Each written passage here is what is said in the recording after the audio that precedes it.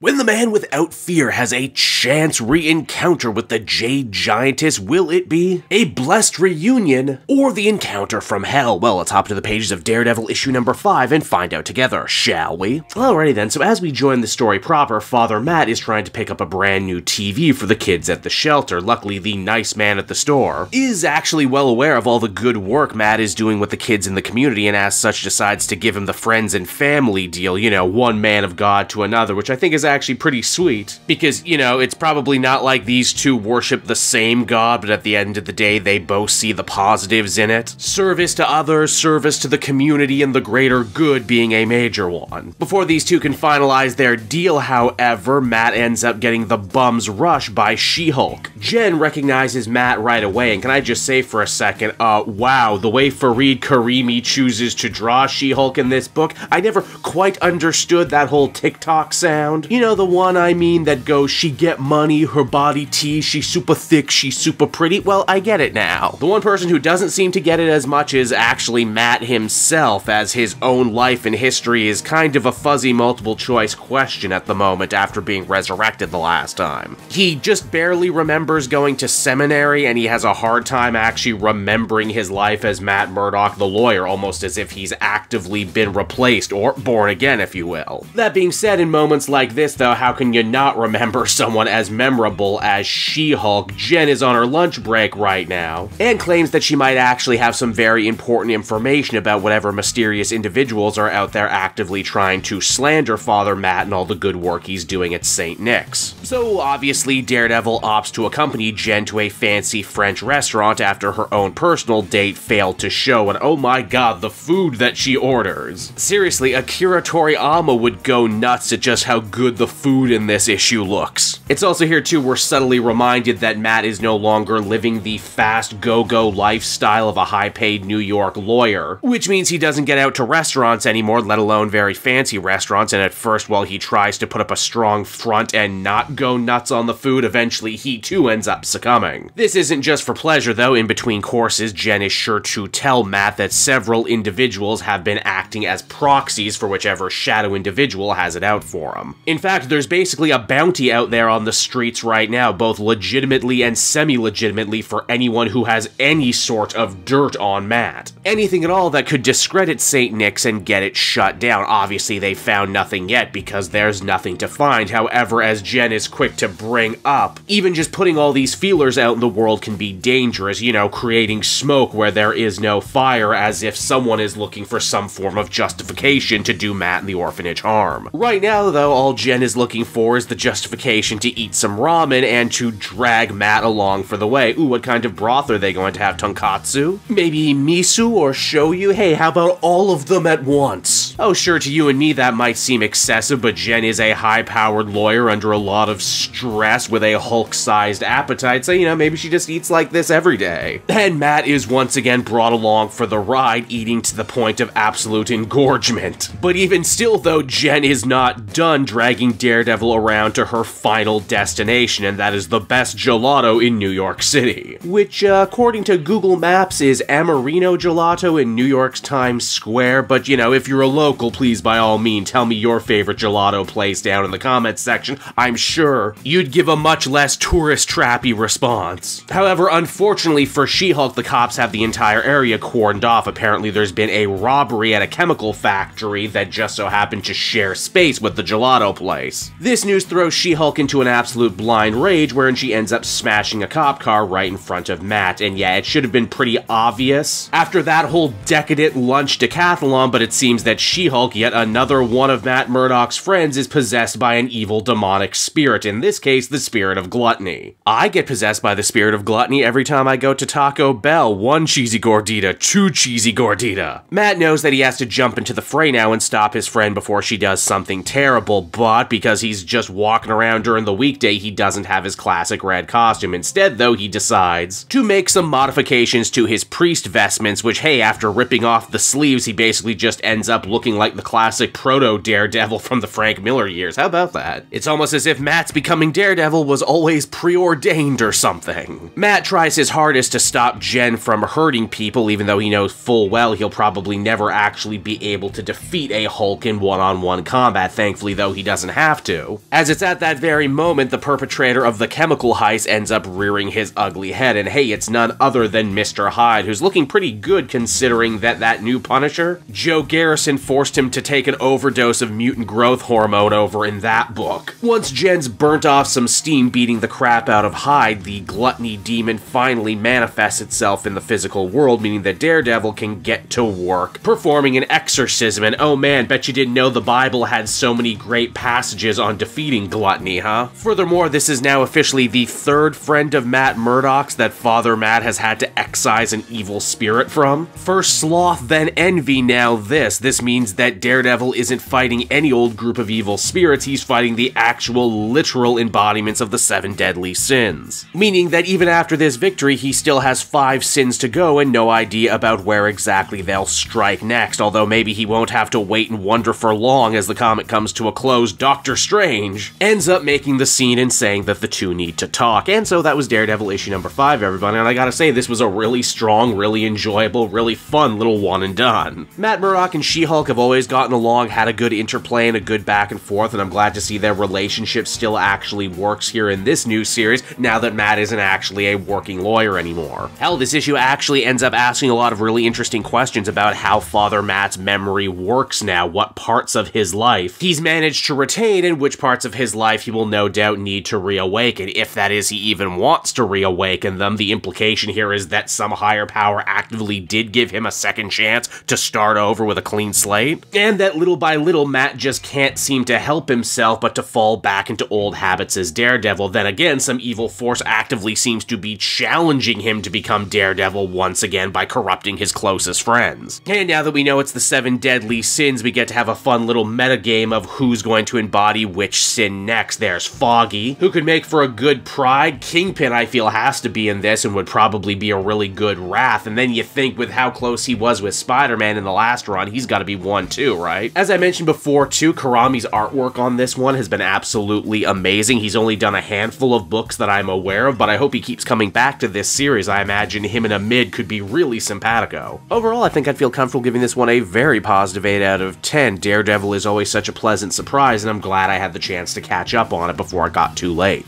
Hey there everyone, it's your pal Cape Joel again, and if you're seeing my face right now, that means you watched to the end of the video, and I'll always be grateful for that. Retention helps in this crazy YouTube game, and so does becoming a patron. If you head on down to the description, you can find a link to my Patreon page. Recently just redid all the tiers, a lot of cool stuff offering up there, exclusive commentaries, exclusive polls, behind the scenes concept art for Capes and Quest. That's the brand new D&D show I've started soon. Never been a better time to become a patron. You can become a patron for as little as $1 a month and help the channel grow and, you know, help me continue to deliver content like what you just saw. So I want to thank you all, and I will see you again next time. Bye-bye.